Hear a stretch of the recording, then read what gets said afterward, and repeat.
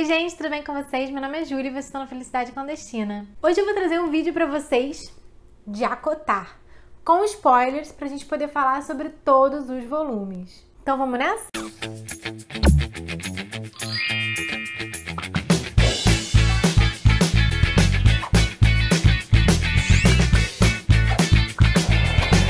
Antes de começar esse vídeo, pedir para vocês se inscreverem aqui no canal, deixarem o like, ativarem o sininho para vocês receberem todas as notificações de vídeos novos aqui e para ficarem bem por dentro das novidades do canal. Sarah J. Maas nasceu em 1986 e publicou Corte de Espinhos e Rosas em 2015, apesar dele ter sido escrito em 2009. Ele saiu aqui no Brasil pela Galera Record e eu acho interessante que ele tenha saído pelo selo da Galera porque tem umas cenas assim um pouco apimentadas nesse livro, sabe? Eu não vou ficar segurando esse livro tempão aqui, então eu vou abaixar ele e vou começar a contar um pouquinho da história pra vocês, do primeiro livro da série. Antes de começar a falar um pouquinho sobre essa história, eu vou fazer umas ressalvas. Pronúncia. Pronúncia é uma parada complicada, né, gente? Assim, eu não sei muito bem, mas eu sei que o nome da Feyre é Feyre. Eu não vou falar Feyre. Eu não sei falar isso direto, assim. Eu li como Feyre, então tá na minha cabeça como Feyre. O Tamlin eu falo Tamlin. O Rhysand eu falo Rhysand, não falo Rysand. Então, não sei como tá certo. Nós vamos descobrir isso numa série que vai ter uma adaptação pela Hulu. Então vai ser muito legal, assim, da gente ver esses personagens na telona. Então fiquem tranquilos com relação à pronúncia. Cada um fala do seu jeito, não tem problema. Se eu errar alguma coisa aqui, não me metralhem. Só me expliquem como é que se fala e eu tô tranquilona pra aprender, tá bom? Então eu vou começar a falar do primeiro livro pra vocês. Primeiro eu gostaria de falar que esse é tipo um reconto da Bela e a Fera, né? Eu acho que foi proposital até que a autora fez isso, né? Eu já vi alguns outros canais falando sobre isso, mas eu senti muito isso quando eu li, assim. Eu senti uma vibe meio Crepúsculo também que me incomodou no primeiro livro. Eu não senti isso nos outros livros, mas nesse primeiro eu senti um pouco. Só pra adiantar, eu vou falar minhas impressões depois que eu falar de todos os livros, mas só pra adiantar, o primeiro livro é o livro que eu menos gosto da série. Então, se você tá com um pouco de preguiça pra começar, ele é um livro mais lento, ele é um livro mais difícil, assim, de você engolir algumas coisas. Talvez você não goste da forma de como se relacionam alguns personagens, mas muda muito do primeiro pro segundo, e vocês vão saber um pouco melhor sobre isso nesse vídeo, porque eu vou dar spoilers aqui pra vocês. Então fiquem avisados, hein, gente? Esse vídeo tem spoilers, não me metralhem, por favor. A gente primeiro, nas primeiras páginas do livro, a gente tem um mapa. Se eu conseguir esse mapa, eu vou deixar aqui em algum lugar para vocês darem uma olhada junto comigo enquanto eu tô explicando. Mas a gente tem mapa de Prythian, né? Em Prythian a gente tem as terras feéricas, né? Que são subdivididas em cortes. Aí nós temos a corte primaveril, a corte estival, a corte outonal, a corte invernal, sob a montanha, o chalé da Tecelã, corte crepuscular, corte diurna, corte dos pesadelos, corte noturna. E aí na corte noturna temos alguns outros lugares aqui. E aí do lado, né, tipo uma ilha, a gente tem Hybern. Embaixo de Prythian, né, na parte das cortes, né, que eu falei todas pra vocês, a gente tem uma muralha invisível, que vão ter as terras mortais. Teve uma guerra há muitos anos atrás entre humanos e feéricos, mesmo que tenhamos feéricos lutando dos dois lados da guerra, né? Porque eles queriam escravizar os humanos, então tinham feéricos que eram a favor da causa humana, lutando contra outros feéricos para que não houvesse escravização. Essa guerra ela foi muito sangrenta, tiveram muitas perdas dos dois lados, eles acabaram combinando de fazer um tratado, né? Dividindo as terras. Os humanos ficaram com um pedacinho de terra muito inferior aos feéricos, e tem essa muralha que não pode ser ultrapassada por humanos nem por feéricos. E se um fere o outro, humano feérico ou feérico humano, tem que pagar com a sua vida, né? Isso não é assim, o tratado ele tá um pouco, já tem muitos anos que aconteceu, então as pessoas não se lembram muito de tudo que tem nesse tratado, mas essas são algumas das regras, né? E eles sabem que não devem ultrapassar a muralha e tem medo, né? Os humanos têm muito medo dos feéricos. A nossa personagem principal é então a Feyre.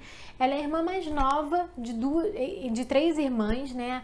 A mais velha se chama Nesta, a do meio se chama Elain, e ela é a Feyre, a última. E tem o pai delas, né, também. O que acontece? A mãe morreu quando elas eram muito jovens e a Feyre faz uma promessa para essa mãe de que vai cuidar da família.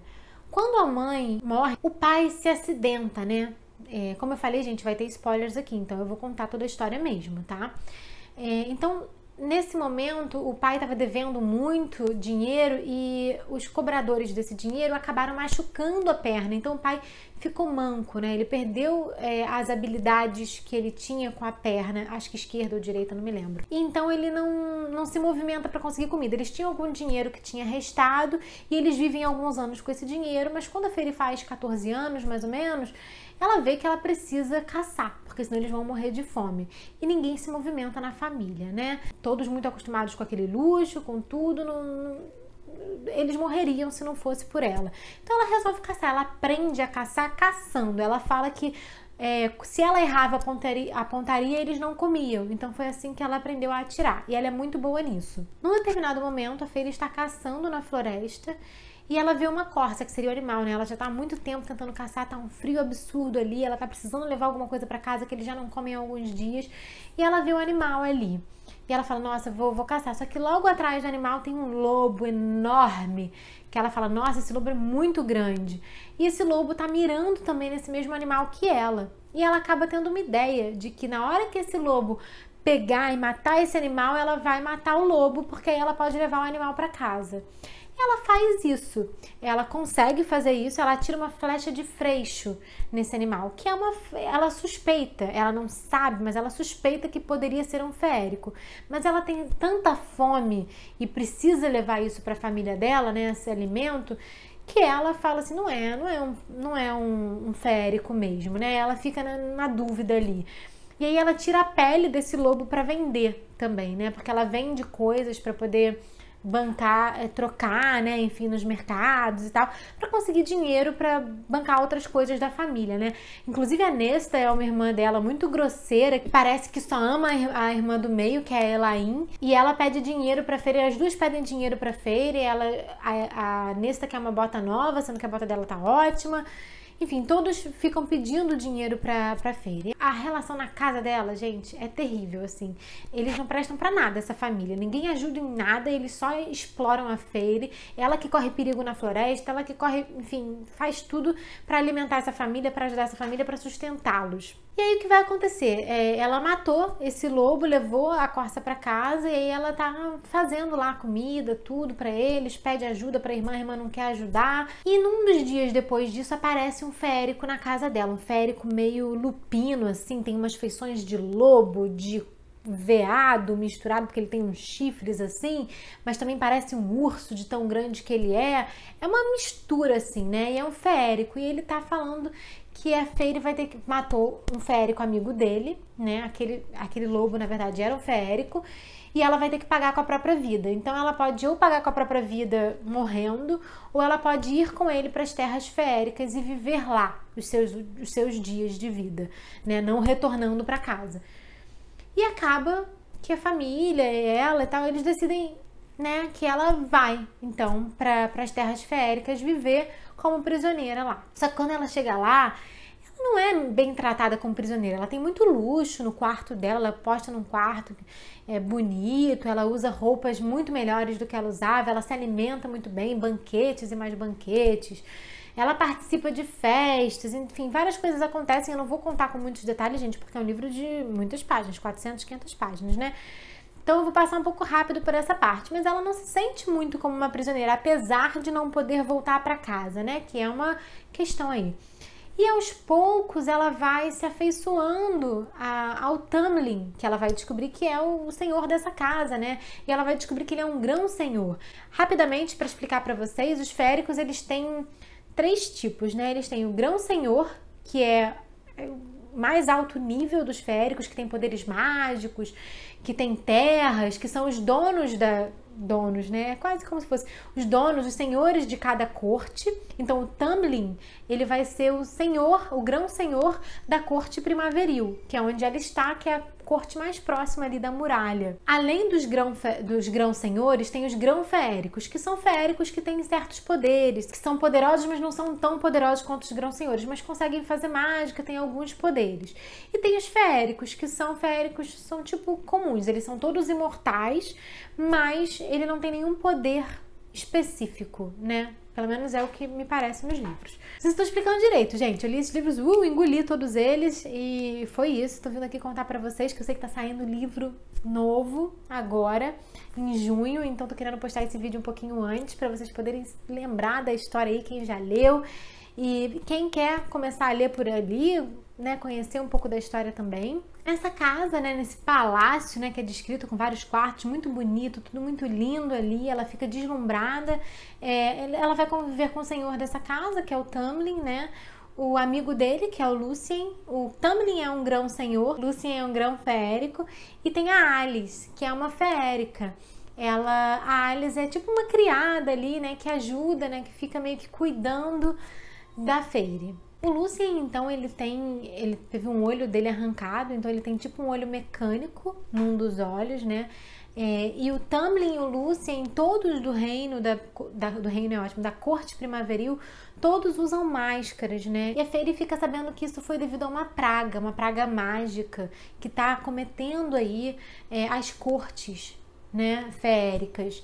E que essa praga está começando a perigar de chegar nas terras humanas. Então tem essa tensão aí no livro. A gente no início não sabe muito o que é essa praga, a gente fica tentando descobrir o que é. Ficam aparecendo criaturas ali perigosas na corte primaveril, em que o Tamlin tem que ficar defendendo a Feyre. A Feyre é essa que caçava, que era quem sustentava a família dela no reino humano, né? Nas terras humanas. Ela é muito delicada, muito frágil, muito fraca nas terras feéricas, né? Ela que perante todos os outros seres, né, que tem algum tipo de poder, que são mais fortes, ela não tem nada, né? Ela tem algumas habilidades ali de caça e tudo mais, mas eles só podem morrer com freixo, né? Com a madeira de freixo. Então é muito complicado, assim, a forma como a Feyre fica nesse livro, né? Eu acho que isso incomoda um pouco a gente. A forma meio impotente que ela fica, que a autora descreveu, né? Uma personagem que começou a ser construída forte, como sustento da família, mesmo sendo a irmã mais nova, ela vai para um outro lugar onde ela é totalmente inferior a tudo aquilo ali, ela não consegue se defender sozinha. A gente vai vendo momentos ali bonitinhos do livro, entre o Tamlin e a Feyre, entre o Lucien e eles também, algumas conversas, e o Tamlin e a Feyre começam a se apaixonar, né? O Tamlin, que é loiro, forte, bonito, né? Todos os grão-feéricos eu acho que são também. Isso é uma coisa nesse livro, né? Não tem gente feia. Não tem gente feia. Todo mundo é lindo. As irmãs dela são lindas. Os grão-feéricos são lindos. Os feéricos... eles têm características, né? Fala que a Alice, ela tem uma pele de casca de árvore. Então... É diferente ali. Os feéricos seriam criaturas mágicas, né, gente? Algumas pessoas falam que é tipo as fadas, mas eu fiquei pensando mais como se fossem... Vou ter que botar aqui na tela porque eu não lembro. Sabe o Legolas? O Legolas é um negócio desse. É o que eu imaginei que eles fossem ser. Esqueci o nome disso. Não é elfo, não é elfo, Enfim, foi assim que eu imaginei eles, né? Até porque eles falam de uma orelha pontuda e tudo. Fiquei com feéricos na cabeça e não consigo pensar em mais nada. Não consigo pensar em outro nome, só feéricos, porque ficou na minha cabeça. Enfim, até um momento em que essas ameaças, né, dessa praga que tá chegando cada vez mais perto, a gente fica vendo coisas acontecer ali no livro, como se a praga estivesse chegando cada vez mais perto da corte primaveril e o Tamlin, apesar de forte, apesar de poderoso, não conseguindo conter isso. E ele preocupado em muitos momentos. A gente conhece alguns personagens, né? A gente conhece o personagem do Ator, que é uma criatura medonha, assim, né? Que tem uma conversa com o Tamlin. A gente também conhece o Rhys, que não sei se aparece isso já nesse livro, mas ele é o grão-senhor da corte noturna. Ele conhece a Feyre no Calamai, né? Que é uma das comemorações. Depois ele volta pra falar com o Tamlin e eles têm toda uma conversa ali e ela fica com medo dele, porque ele entra na mente dela, né, para descobrir algumas coisas. O Rhys entra na mente da Feyre e depois ele vai embora. Depois disso, o Tamlin começa a ficar com muito medo dessa praga que está se aproximando. Então, o que ele faz? Eles acabam chegando à conclusão de que estão apaixonados. Feyre fica completamente, perdidamente apaixonada pelo Tamlin, de uma hora para outra assim, ó, dá pra entender, mas enfim, acontece. É isso que acontece. O Tamlin parece que já há um tempo vinha se apaixonando por ela, mas é uma complicação ali, porque prisioneiro, enfim, né? enfim, acontece isso. E aí o Tamlin resolve mandar ela embora. Fala que a ama e manda ela embora para o mundo mortal para protegê-la dessa praga. Acontece que agora, a parte super com spoilers, né? Essa praga, na verdade, é uma grã feérica, que se chama Amaranta. Ela, desde a guerra, ela vem meio que juntando forças e com a mágica dela, ela fez numa festa aí com que todos ficassem usando a máscara, né? Então, por isso que estão todos mascarados na corte primaveril. Ao mesmo tempo, ela tem controle sobre outras cortes, né? Ela vem mostrando que ela pode controlar outras cortes e ela tá querendo começar uma guerra. Aquela guerra lá de trás e tal, ela é um dos peões aí para essa guerra. A Amaranta vai então amaldiçoar o Tamlin, né? Essa questão das máscaras que eles usam e toda essa praga que tá assolando esse mundo feérico acabaria se essa maldição fosse quebrada. E o que acontece? A maldição é a seguinte: o Tamlin, ele se apaixonaria por uma humana que matasse um feérico. E aí ela iria para as terras imortais, né, feéricas, e lá ele se apaixonaria por ela. Se ela retribuísse o amor dele, proferisse que o amava, essa maldição seria quebrada. Só que o Tamlin manda ela embora, ele fala que a ama, mas antes dela retribuir, ele a manda embora para protegê-la, porque o amor dele é verdadeiro por ela, né? Só que quando ela chega nas terras humanas, né, ela começa a sentir que ela não deveria estar ali, que ela deveria fazer alguma coisa para ajudar, porque essa praga, afinal de contas, vai chegar no mundo humano. E por que não ajudar aí? Porque ela tá totalmente apaixonada pelo Tamlin, por que vai deixar que algo aconteça com ele? Então ela vai enlouquecida de volta para a muralha, consegue passar pela muralha e vai procurá-lo. Só que quando ela chega na corte primaveril, tá tudo destruído. Aconteceu algo ali, né? Não tem mais ninguém, o Tamlin sumiu, o Lucien sumiu. E ela encontra com a Alice, e a Alice conta para ela sobre essa maldição. E fala que eles estão sob a montanha. Sob a montanha é tipo uma corte sobre uma montanha, onde a Amaranta reina, onde ela governa. E onde Tamlin e Lucien são feitos prisioneiros junto com toda a corte primaveril. Então, não sei se muito estupidamente, mas a Feyre decide ir para lá porque ela quer falar, pelo menos ela quer dizer que ama o Tamlin. É simplesmente isso que ela quer fazer. Então ela vai e fala assim, tipo, vou falar pra ele que eu o amo, vamos ver se quebra a maldição. Mesmo que a maldição já não tenha sido quebrada, ele já tenha, né, porque ele tinha um prazo, e esse prazo já se passou. E aí ela vai até lá. E ela chega muito rápido, porque ela é capturada e levada até lá, né? E ela conhece a Amaranta, essa criatura cruel que é a Amaranta. E lá ela é incumbida de cumprir 3 tarefas para que tudo seja quebrado, para que a maldição seja quebrada. Ou então, responder a um enigma que a Amaranta diz, e isso simplesmente, toda a maldição vai desaparecer, como mágica, porque é um acordo mágico que elas fazem. Aí essas 3 tarefas são o seguinte: a primeira é uma minhoca gigante, que eu esqueci qual é o nome, é um verme enorme, gigante, e a Feyre consegue passar com louvor, né? Todos apostam contra ela, apenas uma pessoa aposta a favor dela, que é a Rhys, que é tipo um braço direito da Amaranta, que é uma figura, assim, que é aquele grão-senhor da corte noturna, né? Que meio que faz as coisas que a Amaranta diz e tal, e que dorme com a Amaranta, enfim. E o Tamlin, primeiro que assim, eu nem falei pra vocês isso, né? Mas o Tamlin, ele fica fingindo, desde que ela chegou lá, ele 0 sentimentos. 0 emoções, ele não reage a nada, não reage a ela, não reage a nada, porque ele não quer demonstrar emoções, ele não quer mostrar para Amaranta o que pode feri-lo, para não fazer com que a Amaranta desconte na Feyre, né, enfim, tudo isso. Só que é uma postura muito perigosa essa que ele tá tomando, né? Da primeira para a segunda tarefa acontece o seguinte: no final da primeira tarefa, a Feyre, ela quebra um osso e fica o osso exposto ali, ela fica muito machucada e ela começa a sentir febre, começa a ficar muito mal. E o Lucien, que estava ajudando ela, né, ajudou ela um pouquinho antes da primeira tarefa, né, fez algumas mágicas ali para ela por causa de frio e tudo mais. Ele não tá ali. Então quem aparece para ajudá-la depois da tarefa é o Rhys. O Rhys, né, que ela não confia, ele é meio vilãozão ali no primeiro livro. Ele oferece para ela um acordo de que se ele curá-la, ela vai ter que passar uma semana do mês com ele depois que tudo se resolver. E ela fica meio assim, né? Primeiro ele propõe 2 semanas, ela meio que reluta e tal, e ele aceita uma semana. E ela fala o seguinte: você podia ter pedido todas as semanas do mês, porque eu ia topar. E ele fala: eu sei. Então essa parte já é interessante, guarda aí na sua memória essa parte, hein? E ela vai para a segunda tarefa com aquela tatuagem, né? Porque no momento em que eles fazem um acordo, ela fica com o braço todo tatuado e tem um olho na palma da mão. E na hora que ela vai para a segunda tarefa é o seguinte: são alguns enigmas que ela tem que solucionar. E se ela solucionar esses enigmas, né, ela tem que puxar a alavanca certa. Quando ela vai, ela não sabe ler. Então, essa é uma questão para ela, assim, uma dificuldade muito grande. E ela tenta ler, tenta resolver, mas ela tem um tempo. E o Lucien é colocado junto com ela e uma coisa vem abaixando com espetos em cima dos dois. Então, ela fica um pouco nervosa com isso. E quando ela vai, ela fala assim: vou puxar qualquer alavanca, dane-se.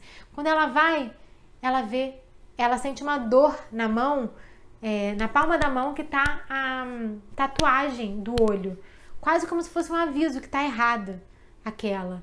E ela testa, ela vai de uma a uma. E em uma das alavancas ela não sente dor na mão.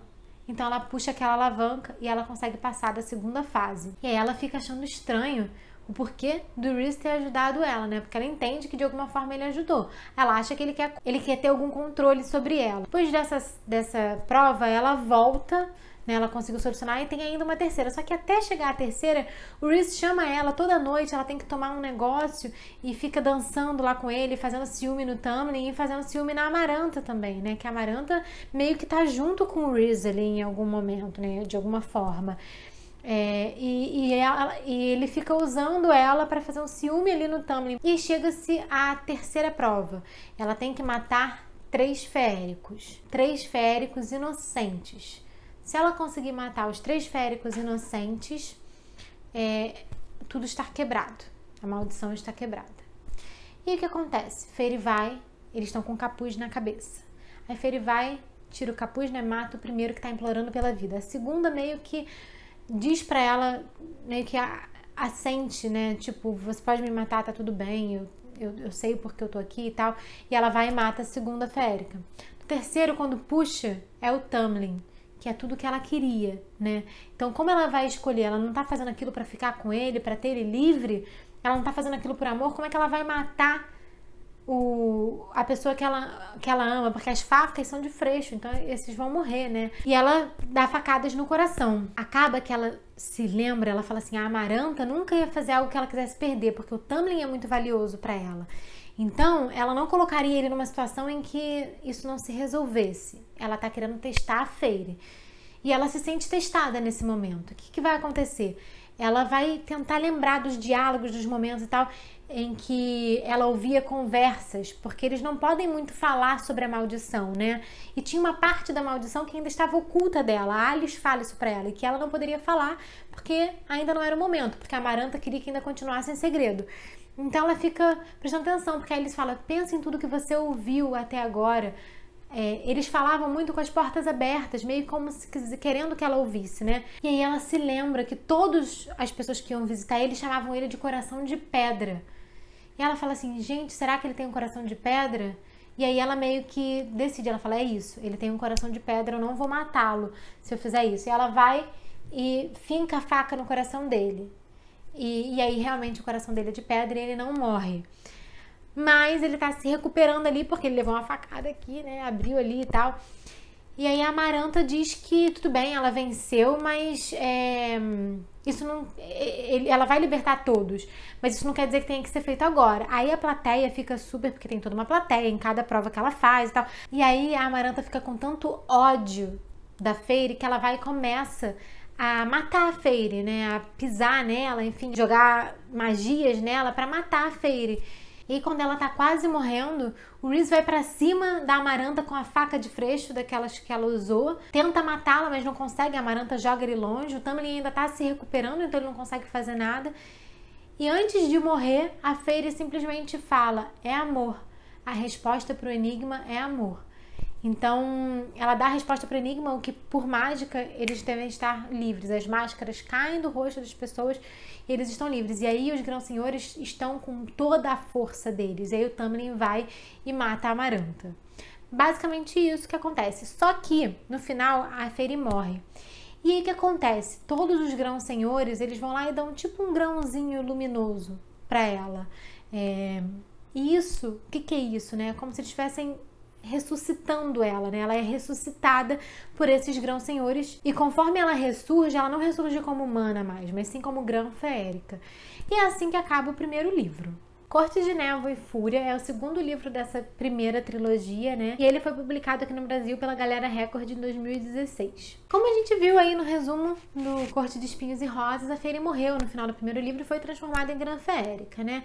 Eu vou tentar resumir um pouco mais esse livro, porque senão vai ficar muito grande e eu não posso contar todos os conflitos, todas as coisas que acontecem. O primeiro acho que era mais importante pra gente ver alguns detalhes ali e ver alguns personagens. Então esse daqui eu vou correr um pouquinho mais. A Fairy, então, ela volta para a corte primaveril com o Tamlin, né? Ela não pode voltar para a família dela mais, porque apesar dessa praga, dessa maldição estar quebrada, ela é uma feérica e ela não pode ultrapassar a muralha para voltar para a família dela. E ela ama o Tamlin e ela quer estar junto dele. Só que a Fairy, no momento em que ela foi ressuscitada, né, pelos grãos feéricos, pelos grãos senhores, ela recebeu um pedacinho de cada poder deles para poder ressuscitá-la. E ela começa a manifestar alguns poderes, alguns possíveis poderes. Ela não sabe muito bem o que ela tem e ela quer descobrir.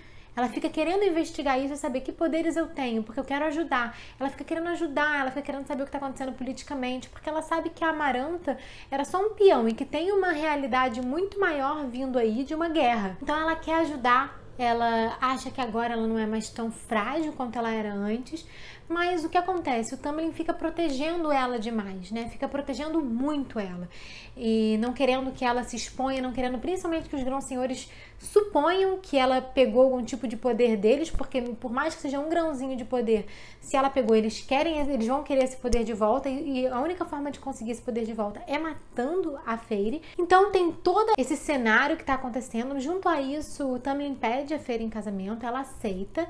E eles estão prestes a se casar com todos os preparativos do casamento. E a Fairy, enquanto quer estar descobrindo seus poderes, enquanto ela quer estar sabendo o que está acontecendo no mundo feérico e ajudando o Tamlin joga ela para escanteio para ficar produzindo coisas de casamento, escolhendo roupa, escolhendo decoração e tal, junto com a Ianthe, que é uma sacerdotisa que voltou e tal depois que a maldição foi quebrada. Eles marcam esse casamento perfeito. Só que a Fairy, ela tá se sentindo muito quebrada, ela vomita durante a noite, ela fica revivendo situações em que ela esteve exposta naqueles dias junto da Amaranta lá, daquelas tarefas que ela teve que cumprir.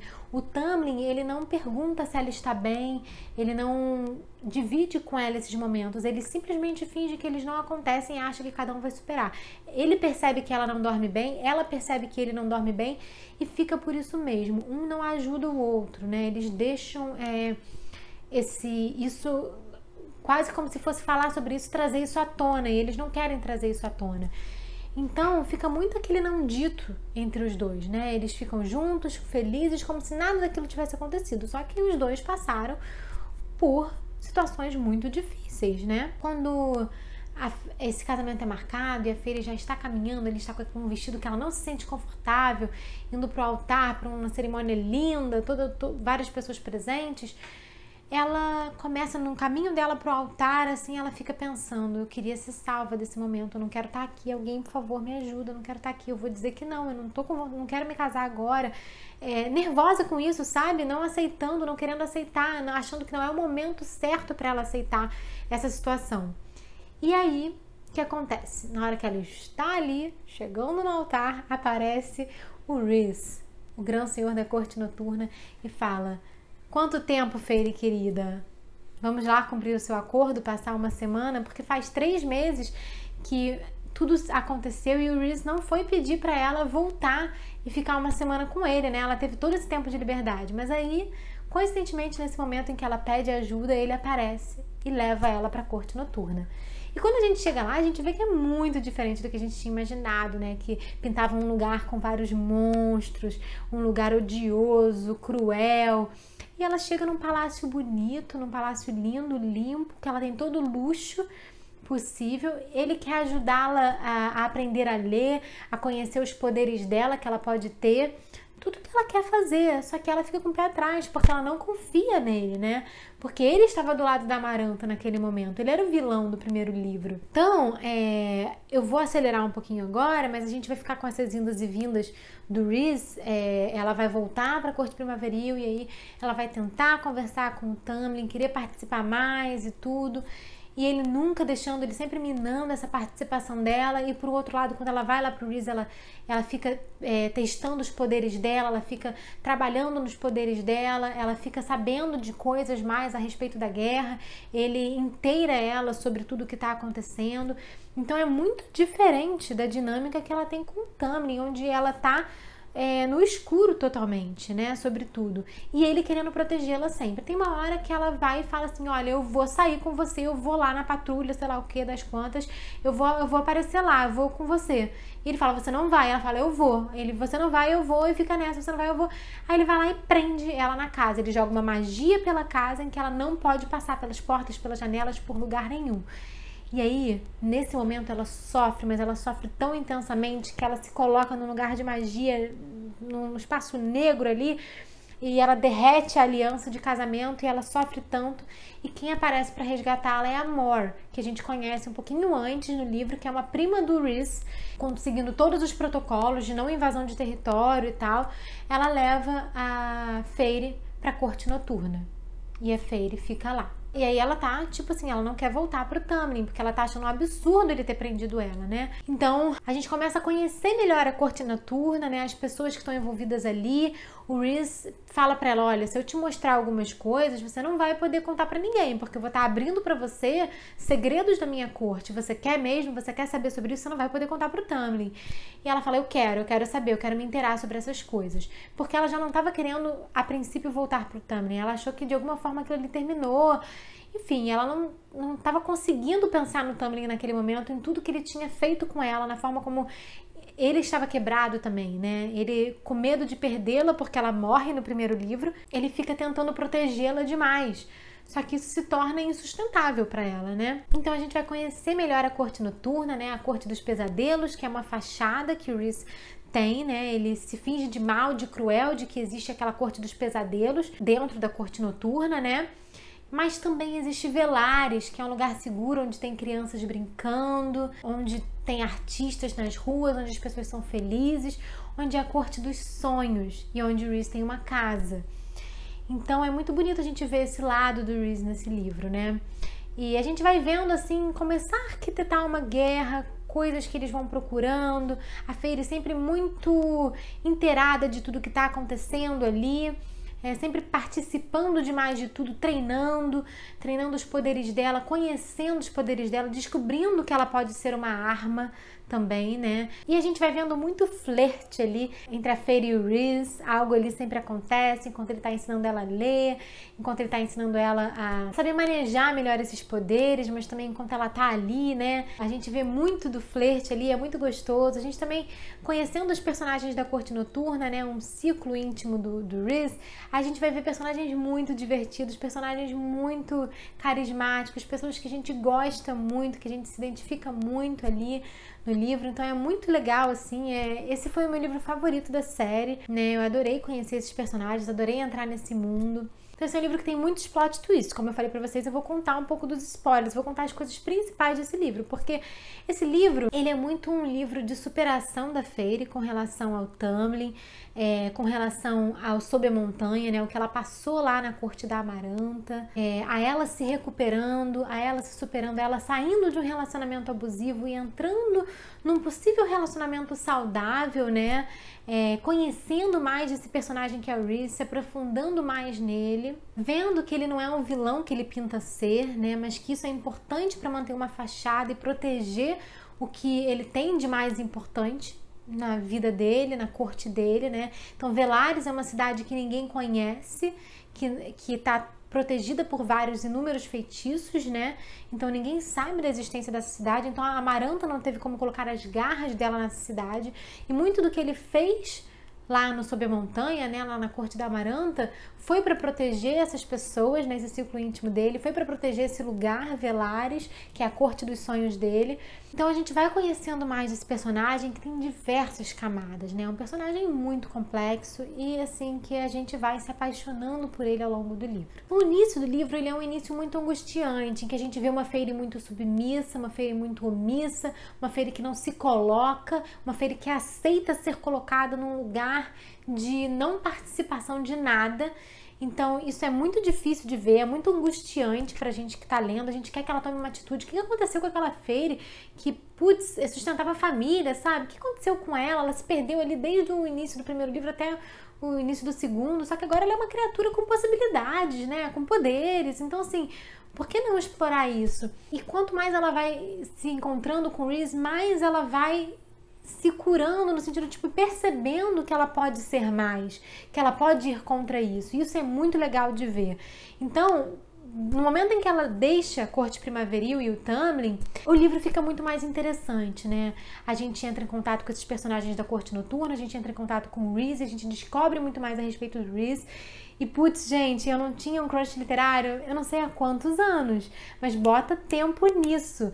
Eu realmente não imaginei que isso fosse acontecer com esse livro, assim. Eu leio livros jovens, eu sei que vários despertam crush, mas o Rhys, ele é tão maravilhoso que ele ganhou meu coração, assim. Ele é crush literário eterno. Eu tô louca pra ver a série adaptação. Acho que nenhum ator vai fazer jus ao charme do Rhys, a beleza do Rhys, aos olhos estrelados do Rhys, violeta, né? Então eu tô assim ansiosa pra ver como é que isso vai ficar na adaptação, mas vamos voltar pra história. Agora os spoilers máximos, né? O Rhys e a Feyre se apaixonam e em um determinado momento do livro a Feyre descobre que inclusive o Rhys já sabe disso, mas que ela é parceira dele.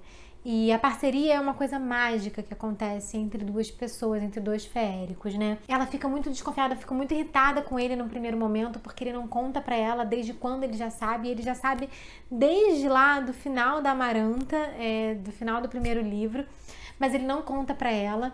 E ele vai meio que esperando ela ter o tempo dela pra perceber, o tempo dela pra ela se apaixonar por ele, né? Ele não avança em cima dela, literalmente, quando ele vai pra lá, ela tem toda a liberdade do mundo. Então é um relacionamento muito saudável. É muito legal isso, porque, gente, quem já viveu um relacionamento abusivo sabe que é muito difícil você enxergar, você sair disso e tal. E principalmente quando você encontra, depois de um relacionamento abusivo, um relacionamento saudável, a diferença que é, né? Você vê alguém que preza pela sua liberdade, alguém que preza pelas suas escolhas, né? E com o Rhys é sempre a respeito da escolha da Feyre. Então, ser parceira dele era uma escolha dela. Não é porque o destino quis assim que seria assim, seria se ela quisesse que fosse. E ele conta toda uma história, né? A gente tem aqueles capítulos 54 e 55 que são os melhores do livro, que conta toda uma história linda pra ela, desde quando ele sabe sobre ela e tudo. Eu não vou contar aqui, não porque seria spoiler, mas porque é muito grande. Mas ele dá uma pincelada em tudo. Ele explica várias ações dele e tudo mais, por que ele fez cada coisa. E eu sei que algumas coisas que são feitas, apesar de serem explicadas, não são justificadas. Mas eu comprei a ideia dele, sabe? Eu gostei muito desse personagem. Eu acho que esse personagem, ele não é sem defeitos. E isso faz ele humano, apesar dele ser feérico. Mas isso aproxima ele da gente como leitor, né? Ele não é um personagem perfeito. E eu acho que não vejo graça quando o personagem é perfeito. Mas ele chega muito perto disso, principalmente como par romântico, né? Então eles descobrem dessa parceria e quando ela aceita é a coisa mais linda, assim, é muito lindo mergulhar nesse amor dos dois, nesse companheirismo dos dois, nessa cumplicidade que os dois têm. É sensacional, assim, ver a dinâmica desse casal. Eu gosto muito, acho que eles funcionam demais, eu acho que foi impressionante, assim, a autora ter posto um primeiro casal ali simplesmente pra mostrar a diferença de um pro outro, sabe? Assim, e como isso é... Porque quando você tá lendo o primeiro livro, você vê alguns problemas, mas você não enxerga a dimensão daquilo, né? Talvez. Mas quando você tá lendo o segundo livro, você vê, nossa, como é diferente, né? Como é diferente quando você tá num relacionamento saudável e que te faz bem. né? Então o Rhys, ele ajuda ela com os sofrimentos noturnos que ela tá tendo, né? Com os vômitos que ela tem de noite. Ele ajuda ela, ele acalma ela, ele mostra que ele tá ali. Ele é parceiro realmente dela, né? Não simplesmente por conta da parceria que existe entre os dois, mas por conta desse sentimento que existe entre os dois. E não simplesmente de deixar uma coisa que tá te fazendo mal de lado, mas de trazer isso e melhorar isso. E crescer com isso, né? É isso que ele faz com a Feyre. Ele possibilita que ela cresça, que ela aprenda com tudo que ela passou. Isso é muito legal, assim, eu acho que ele colabora muito pro crescimento dela. No fim, vou contar o final do livro, porque eu não vou me alongar muito mais, já me alonguei pra caramba nesse livro, ainda tem mais um, ainda tem mais outro, tem mais um da série, mais uma novela. Mas no final do livro, o que acontece? O Tamlin, ele vai ter se juntado a Hybern, né, o rei de Hybern, porque ele quer pegar a Feyre de volta pra ele. Ele acha que a Feyre tá sob o encanto do Rhys, o Rhys tá na cabeça dela, fazendo ela querer ficar com ele. Só que, na verdade, não, né? E aí, o Tamlin, ele vai se unir ao Hybern para poder pegar a Feyre de volta. E eles fazem uma armadilha. Então, o Rhys, a Feyre, a Mor, o Azriel, o Cassian, eles estão numa missão para desativar o caldeirão, que é uma arma que o rei de Hybern quer usar na guerra. Então, o que acontece? Quando eles chegam ali, as irmãs da Feyre estão ali também. E o rei vai botá-las no caldeirão, vai transformá-las em féricas, vai ver se elas sobrevivem a essa transformação em féricas. E tudo isso por conta de um pacto, né, um acordo que o Tamlin fez com eles. O Tamlin não sabia dessa parte, essa parte do acordo foi feita pela Ianthe, que é aquela sacerdotisa lá do início, que estava ajudando a Feyre nas coisas do casamento. Ela tem uma influência muito grande sobre o Tamlin. E aí o que acontece? As irmãs da Feyre são transformadas pelo caldeirão, ela culpa muito o Tamlin, ela fica com muito ódio do Tamlin, mas no momento final ela finge, ela usa os poderes que ela tem novos, e ela finge que ela está sendo libertada das amarras do Rhys sobre a mente dela, e ela fica assim, tipo, ai, Tamlin, que bom que você veio me salvar, e sei lá o quê, mas pra eu voltar pra corte com vocês, libera eles, deixa eles viverem, deixa eles livres. Ai, gente, esse momento é muito triste. E aí ela fala, eu quero que corte o laço, eu quero que vocês tirem o laço de parceria de mim, porque ela sabe que é parceira dele e tal. E aí, com o caldeirão isso é possível, e eles tiram o laço de parceria. Mas calma, isso é tudo um teatrinho pro Tamlin acreditar que ela realmente não quer estar com ele. Mas o Rhys sofre muito, que é aquele laço, aquela tatuagem que ela fez lá no primeiro livro, né? É uma forma deles se comunicarem, eles se comunicam pelo olho, eles sabem o que um tá sentindo, o que o outro tá sentindo, eles falam pelo laço, telepaticamente. E aí, no final do livro, a gente descobre que, na verdade, a Feyre, ela é Grã Senhora da Corte Noturna. Ela, na verdade, eles formalizaram esse compromisso, essa parceria dos dois, e ela tem uma outra tatuagem no outro braço em que ela tem essa parceria com o Rhys oficializada. Então, nada pode mudar isso. Não foi essa parceria que tiraram, foi a antiga. Então, ela tinha duas. Então, é assim que acaba esse primeiro livro. E ela pensa assim, né, no final do livro, eu vou entrar na corte do Tamlin e vou destruir a corte de dentro pra fora. Ele nem vai ver o que aconteceu com ele, porque agora eu sou Grã Senhora da Corte Noturna e eu vou ser uma espiã pra minha corte. Putz, caraca, que final é esse, Sarah J. Maas? Que final é esse? E agora nós vamos falar de Corte de Asas e Ruínas, que foi um livro lançado em 2017 pela Galera Record. Então, eu tava um pouco com medo de como é que ia ser esse começo do livro. Ai, que saco, a Feyre voltando pra Corte Primaveril, tendo que falar com o Tamlin chatão, não quero mais saber do Tamlin, pelo amor de Deus, esquece o Tamlin, quero mais é ver cena da Feyre com o Rhys, por favor. E aí ela volta pra lá e ela realmente arquiteta vários planos, ela presta atenção em tudo que tá sendo feito, ela faz todo um teatro pro Tamlin, pinta e tal, parece que tá feliz por ter voltado, parece que está plena e felicíssima, mas na verdade ela é aquela senhora da corte noturna com um plano em mente. E aí ela quer descobrir o que está sendo feito, qual é a parceria que o Tamlin tem com o Hybern, ela quer saber o que o Hybern planeja fazer com relação à muralha, com relação à guerra, ela quer descobrir todas essas coisas e ela acaba descobrindo várias coisas, né? E ela vai passando informações pelo laço para o Rhys. E chega um momento que ela quer ir embora. E ela acaba matando umas pessoas, né? Que estão ali, que são da corte do Hybern. E ela vai embora. E o Lucien acaba indo com ela.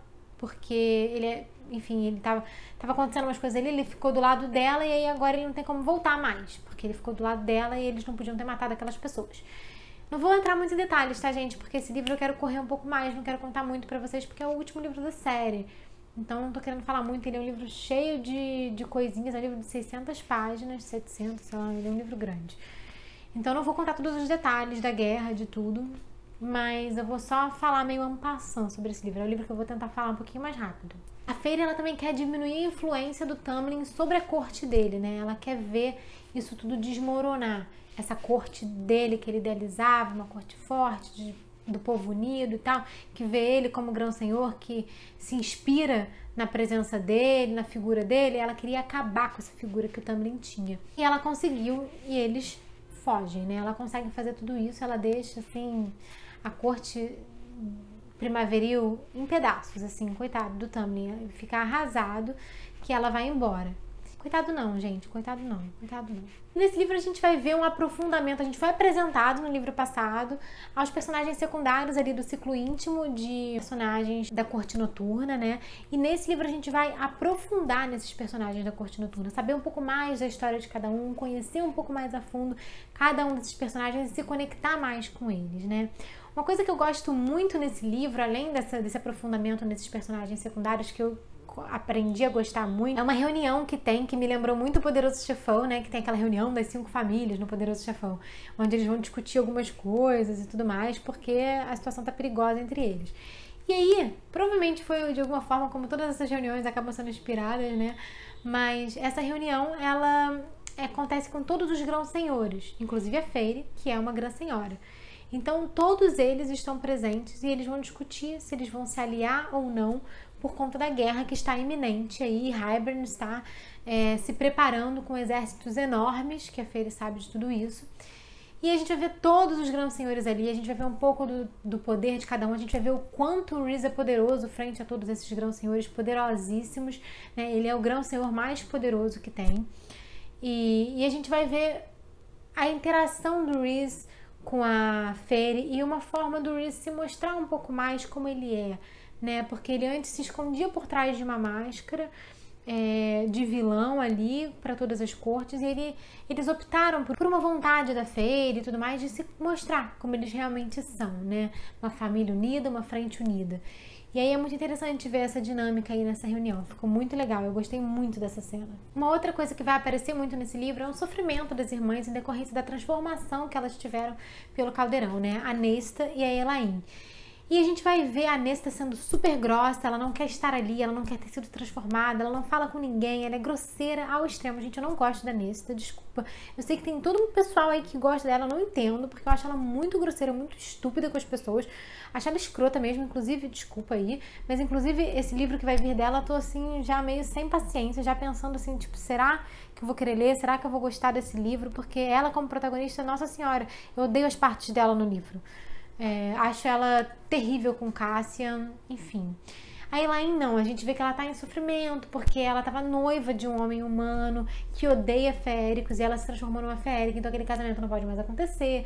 Ela tá com um luto ali de tudo aquilo que ocorreu com ela, de saber que ela não pode voltar a essa pessoa amada dela, e ela tendo que se haver com essa nova realidade. Fora que a gente vê nesse livro, ela também tem a clarividência, o dom da clarividência, então ela não tá muito sã, ela não tá sabendo muito como utilizar esse dom ainda, né? Eu acho que, depois eu vou falar um pouco mais sobre isso, mas eu acho que esses poderes da Nesta e da Elain vão aparecer um pouco melhor nessa nova trilogia, duologia, que vai aparecer aí nesse novo arco, né, que vai se abrir da série de Corte de Espinhos e Rosas, que vai ser lançado em junho. Personagens que eu gostei muito nesse livro, que apareceram e tal, são o Entalhador de Ossos, a Tecelã, a Briaxe e a própria Amren, né, que a gente conhece como criaturas, monstros que não são desse mundo, que vieram e são terríveis, né, tem um poder imenso. Eu acho que é interessante, assim, mas eu fiquei querendo saber um pouquinho mais de como é a dinâmica deles ali. A gente viu, assim, os poderes deles e tudo,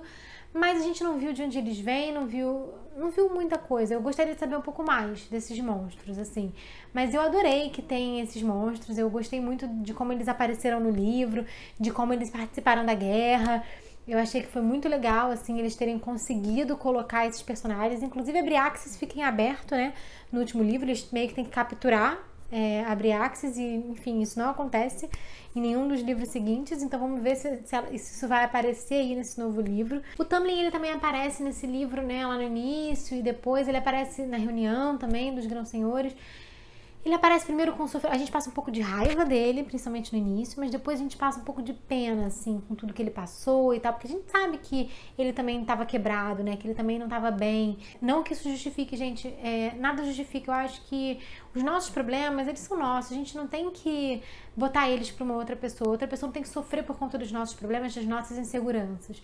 Isso é uma desculpa que às vezes as pessoas falam para si mesmas e para as outras, né, homens abusivos que, por conta de suas inseguranças, são abusivos com as mulheres, e as mulheres passam por isso, mas falam, coitado, ele passou por isso, passou por aquilo. Tudo bem, mas não é culpa sua que ele passou por isso, por aquilo, né? Você não deveria sofrer por conta disso, você não deveria estar nesse relacionamento.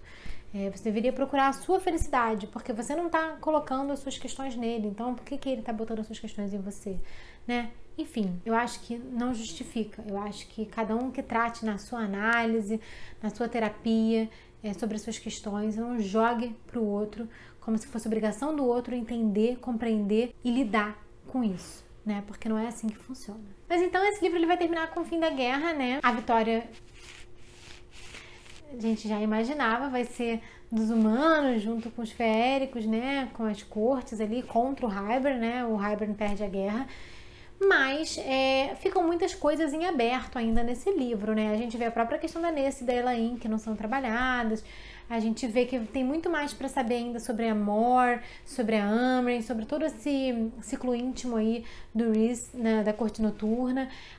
Eu acho que a parte da Feyre e do Rhys, eu fico sempre querendo saber mais, porque eu gosto muito desses personagens, mas eu gostaria de saber também como é que o Tamlin fica nessa história, saber como é que, se ele vai aparecer, se ele não vai aparecer. O Lucien, né, que a gente descobre aí que ele tem a parceria, eu acho que eu não falei sobre isso, mas eu acho que no final do segundo livro a gente descobre que ele é parceiro da Elaine, só que a Elaine estava noiva do humano e não quer saber de nada do Lucien. Então a gente vai ver como é que isso vai acontecer. Ela parece estar amiga do Azriel e a gente sente algo ali, né? Algo começando ali. Muita coisa em aberto pra gente conversar para os próximos livros. Então vamos ver o que a Sarah J. Maas vai trazer, né, de novo pra gente. Mas tem muita coisa ainda desse universo que eu gostaria de saber e que eu gostaria de conhecer melhor. E vamos pra rapidinho, né? A Corte de Gelo e Estrelas, né? Que é uma novela. É uma novela que vai ser entre uma trilogia e outra, né? Não sei se é uma trilogia ou uma duologia a próxima, mas ela vai estar no meio aí da série, meio que um apêndice aí da história, onde a gente vai ver um pouquinho como esses personagens, eles estão se recuperando, se reconstruindo depois da guerra. Esse é um livro que ele tem vários pontos de vista, né? A gente vai ver aqui a Feyre, a gente vai ver aqui o Rhys, a gente vai ver aqui o Cassian, a gente vai ver a Nesta, a Mor.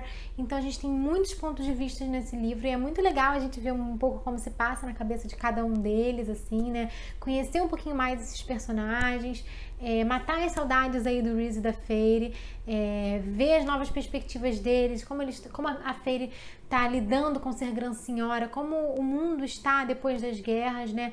Algumas coisas vão surgindo daí das guerras, alguns remanescentes, eles estão tendo que lidar com isso para que isso não cresça muito, né? Algumas revoltas despontando aí.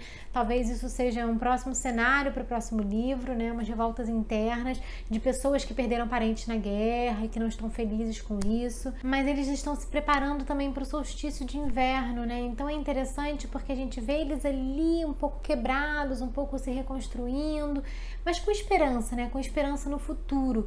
E isso é muito legal. Eu acho que esse solstício ele significa essa esperança, essa troca de presentes, eles pensarem em outras coisas, eles poderem comprar presentes, né? Pensar um pouco em coisas para agradar aos outros, coisas que não sejam armas, que não sejam guerras, que não sejam estratégias aí, ferimentos e coisas que estavam na cabeça deles há pouco tempo atrás, né? Porque muitos deles se feriram na guerra e antes disso nas outras batalhas também. A gente vai sentir um pouquinho a dinâmica entre a Nesta e o Cassian, né? A gente vai ver que a Nesta, no final do livro anterior, né, ela quis defender o Cassian quis defender ela, um arriscou a vida pelo outro, e ela no final se joga sobre ele para eles morrerem juntos, para ela protegê-lo do rei Hybern. Acaba que eles não morrem, mas ele fala que o único arrependimento dele é deles não terem tido mais tempo.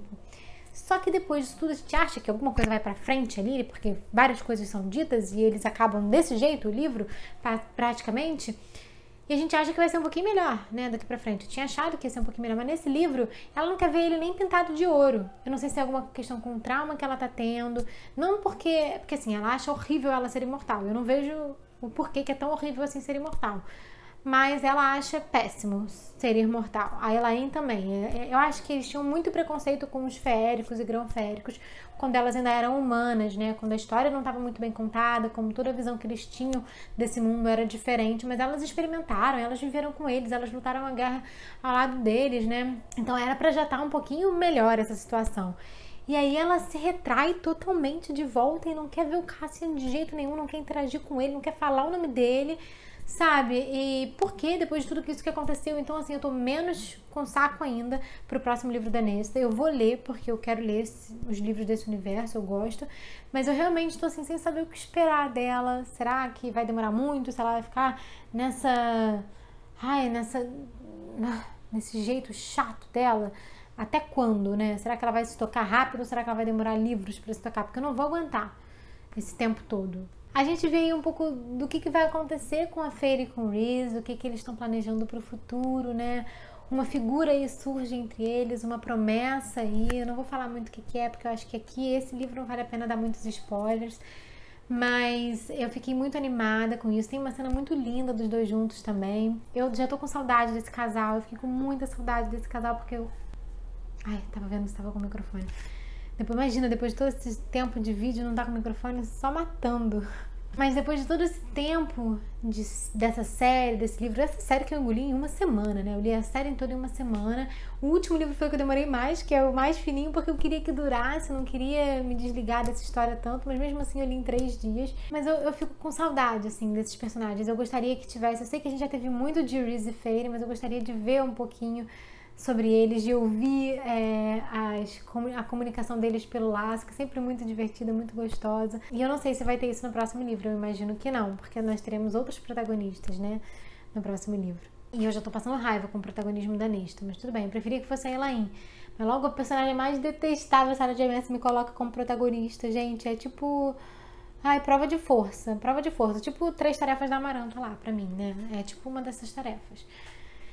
Mas enfim, a gente vê nesse livro então essas revoltas, né, um burburinho dessas revoltas, essas manifestações que estão tendo, essa insatisfação de algumas pessoas em alguns lugares. Então a gente vê que isso provavelmente é algo que está começando a despontar nas cortes e que talvez sejam promessas para o próximo livro, para os próximos livros trabalharem, né. No final do livro a gente também tem uma parte narrada pela Moira em que ela vê algo ali, que ela se sente observada, algo que ela sente medo, que ela decide não ir em direção àquilo. E é uma coisa meio misteriosa, a gente não sabe muito bem o que é, mas será que tem algo como um vilão ali? Um sentimento pós-guerra difícil, assim, de lidar, né, talvez. Então, eu tô ansiosa para saber o que vai vir por aí. Me digam o que vocês estão pensando dos próximos livros, né? Se vocês gostam da Nesta, se vocês estão curtindo que ela vai ser a protagonista, ou se vocês também estão detestando, que nem eu. Vamos conversar um pouquinho aqui nos comentários. Espero que vocês tenham gostado desse vídeo. Gente, deu muito trabalho pra fazer. Foram, sei lá, quantas páginas, 9, 10 páginas de roteiro. Eu tentei correr um pouquinho mais nos 2 últimos. Achei que o primeiro era o mais importante de ser falado, porque a história é muito diferente, né? Do primeiro pro segundo pro terceiro. O segundo e o terceiro são mais parecidos, mas o primeiro especificamente é o mais diferente, assim. Foi o que eu menos gostei, como eu já comentei com vocês. Eu achei o livro devagar, eu não gostava muito do romance daquele livro. Com certeza não era um chip meu, assim, eu já sabia que eu não gostava muito, mas assim, eu acho que tem gente que até gosta um pouco do Tamlin. É feito pra você gostar, pra você não perceber muito as problemáticas, né? Eu acho que elas só ficam evidentes mesmo no segundo livro. Eu tinha muito medo que a autora fizesse isso um triângulo amoroso, de uma forma em que a protagonista ficasse realmente dividida entre os 2 homens, né? Entre os 2 feéricos, no caso.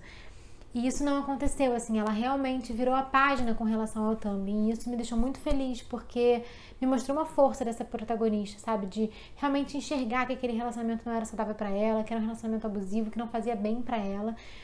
E, putz, quando ela entra nesse relacionamento com o Rhys, tudo muda, sabe, a nossa vontade de ler e de devorar o livro é muito maior. O segundo livro é cheio de romance, né? Cheio de flerte ali, é uma tensão sexual que tem, algo que mostra essa parceria deles, que fica evidente essa parceria deles, né? Na cumplicidade que os dois têm. Enfim, é muito incrível. O segundo livro é o meu preferido de longe. Assim, eu até fiquei relendo algumas partes depois, porque eu amei demais esse livro. O terceiro, como eu disse, tem alguns probleminhas e tal. Eu dei 3 estrelas, sei lá, 2 pro primeiro livro, 5 estrelas favoritado pro segundo e 5 estrelas pro terceiro, mas não favoritei. Porque tem alguns problemas, embora eu tenha gostado muito da conclusão, né? Então a gente fica esperando que essas portas abertas se fechem no próximo arco aí da trilogia, né? Da série, no caso. E esse livro do Corte de Gelo e Estrelas ficou como um spin-off, como um bis, né? Como um momentinho ali pra gente matar um pouquinho as saudades dos protagonistas e ver um pouquinho como eles estão, né? Depois dessa guerra. Então foi interessante ver como é que é na vida normal, como é que a Feyre tá se sentindo aí como Gran Senhora, o que ela tem que fazer, qual é o lugar dela nessa corte, né? O que ela faz, porque no momento de guerra ela pareceu encontrar o lugar dela rapidamente, né? Mas e nesse momento, assim, nesse momento de paz, como é que é, né, enfrentar tudo isso e tal?